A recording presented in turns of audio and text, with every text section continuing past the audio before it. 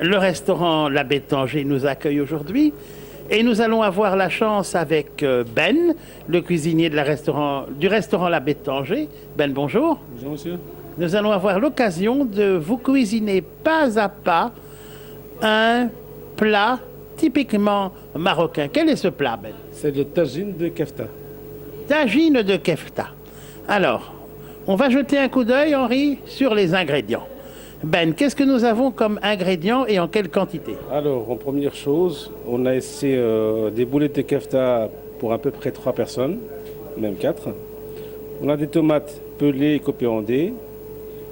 On a la sauce de tomate. On a les oignons poivrons verts. On peut même mettre d'autres poivrons, d'autres couleurs, rouge, vert ou jaune.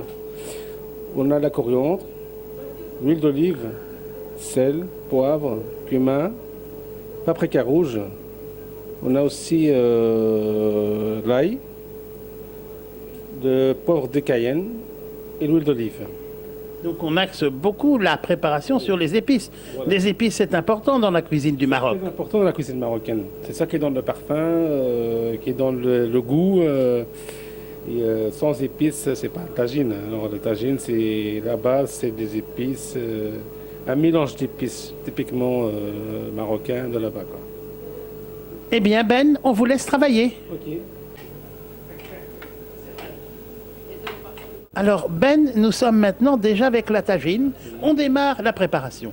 La tagine, elle est mise déjà directement Sur le feu. sur le feu. Sur le feu, bien À sûr. quelle température? Moyen, parce que c'est comme une terre cuite, alors il ne faut pas mettre le feu trop fort. Sinon la terre cuite elle risque de ramasser un choc. Le feu est trop fort. Alors, quel est peut-être, parce que la tagine et la cuisine, c'est de la culture, Oui. peut-être un peu expliquer, n'est-ce pas, ce récipient que l'on ne connaît pas dans les cuisines européennes, mais très connu dans la cuisine juive et dans la cuisine d'Afrique du Nord. Oui.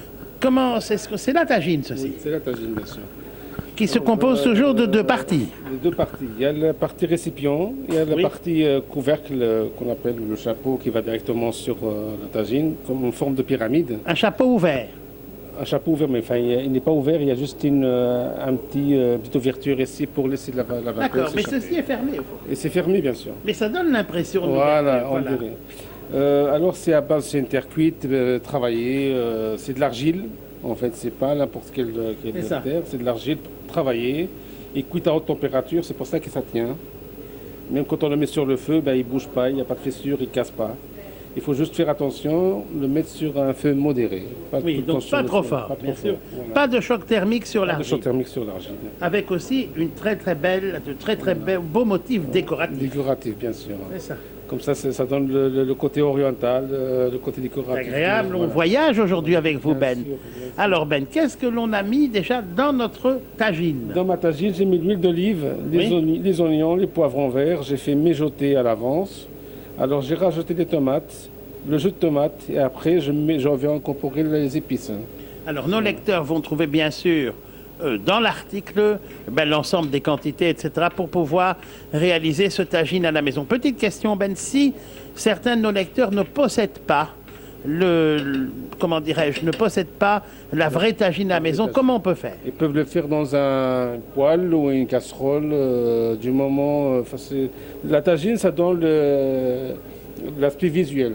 Oui, Mais ils peuvent aussi le préparer dans une ça, une casserole. très grande poêle. Voilà, Une une très très grande grande casserole. poêle. Ça pourrait marcher. Oui, ça pourrait marcher, bien sûr. qu'est-ce qu'on a ici? On va regarder. On a du cumin. Regardez. Regardez, on essaie. C'est du cumin en poudre. Ça sent très Ça bon. sent très bon, bien sûr. Ah oui. C'est piquant? Non. C'est pas. Ce n'est pas piquant. Alors on saupoudre, il y a beaucoup de cumin. On saupoudre Voilà. bien. Alors, après, je mets le paprika. On peut commencer par le sel, Oui. le poivre. On peut commencer les Le épices à la paprika paprika. ici. Voilà. Oui. Voilà, ça c'est le paprika. Hein? À base de paprika rouge, à base de poivron Oui. séché, moulu en poudre. Voilà. C'est ça. Alors, on a ici le poivre blanc. Poivre On peut blanc, mettre aussi oui. du poivre noir, hein. Ça n'a pas d'importance. Ça commence déjà à sentir bon. Alors là, je vais mettre le sel en dernier stade. Le sel ici donc. Là, Je ne mets pas beaucoup de sel parce que Donc. le kefta est déjà Voilà. épicé. on a poivre, sel, cumin, paprika et maintenant Ben. Rajoute Qu'est-ce que l'ail. Parce qu'en fait, si je L'ail, mets oui. l'ail au début, l'ail, ça brûle vite avec les Bien oignons. sûr. Donc il faut Alors mettre je mets l'ail à la fin. bien sûr. Comme ça se mélange directement à la tomate. Ça sent déjà très bon. Comme très ça, bon. le goût de l'ail reste bien incorporé dans les tomates. Oui. Alors on mélange bien naturellement. Voilà. Et on voit que les tomates ont déjà presque fondu et que ça crée... Oh, ça sent bon, Henri.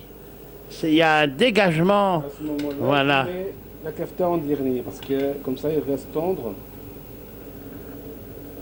et il ne sèche pas. C'est ça. Voilà. Et la kefta va nécessiter une préparation de combien de temps?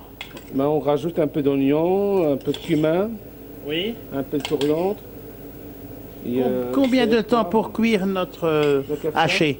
Le haché, ça prend pas beaucoup de temps. Un quart d'heure, c'est déjà cuit, hein. Même pas. Alors, petite question qui paraît peut-être anodine, mais pour nos ménagères qui vont vous regarder, comment fait-on pour se procurer de la kefta? Il faut aller chez un boucher, Oui. un bon boucher qui prépare de la bonne kefta. Vous prenez la kefta nature, sans épices. C'est ça. À ce moment-là, vous On va rajoutez plutôt dans une boucherie, je vais dire marocaine. marocain, bien sûr. C'est ça. Il faut que ce soit un mélange de kefta, viande hachée, bœuf et agneau. D'accord. Parce que le bœuf, il est un peu sec. Si vous rajoutez de l'agneau, il devient tendre. C'est ça. Voilà. Et alors à ce moment-là, il faut rajouter des oignons bien hachés, du persil, du cumin, un peu de paprika, Oui. sel, poivre et un peu d'huile d'olive. Et vous mélangez bien les kefta. Si je puis me permettre pour nos lecteurs, je vais regardez, goûter un peu. Alors c'est déjà très bon, regardez.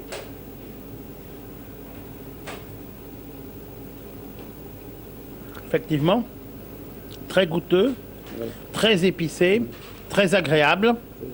Et on sent déjà l'influence du cumin. Oui, dans la sauce tomate. Parce que le cumin, c'est très important.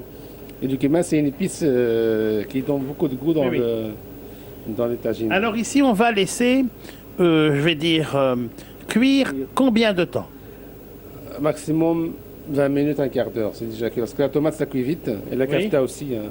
Alors, est-ce qu'on doit ensuite retourner les Faut les laisser Les hacher. juste couvrir et Oui. laisser comme ça. Eh bien. Avec la vapeur qui tourne dans le récipient, parce que il y a la vapeur qui va tourner dans le chapeau. Comme il a une forme pyramide, eh bien, il tourne. Et en même temps, ça cuit le dessus. La kefta est cuit au... Eh bien, on va couvrir. C'est parti. D'accord.